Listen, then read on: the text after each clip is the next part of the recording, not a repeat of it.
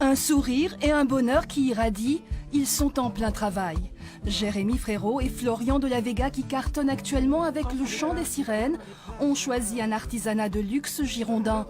Dans cet écrin de la rive droite, ils fabriquent leur prochain album, pour l'heure bien sûr confidentiel. On avait envie d'être dans la nature, pas être dans la folie parisienne. C'est pas la même chose quand on s'enferme dans un studio et qu'on veut prendre l'air, qu'on sort et qu'on voit la ville.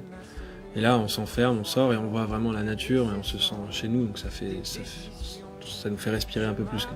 Joss Stone, Danakil, jamaïcain-américain, ce studio est très prisé des artistes du monde entier. Derrière ce joyau numérique et analogique cousu main, l'ADN musical et la technicité d'un ancien physicien.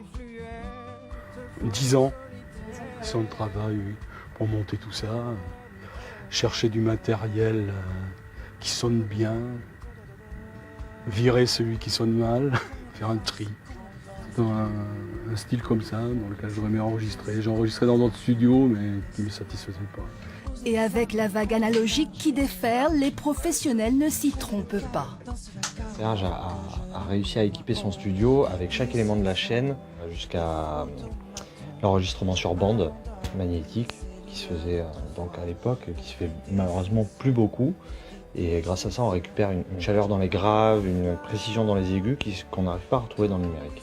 À chaque fois, on en revient à l'analogique, donc c'est parfait. On sait que le son est beaucoup plus naturel et on entend même tous les défauts de voix, tous les défauts de prise d'instrument.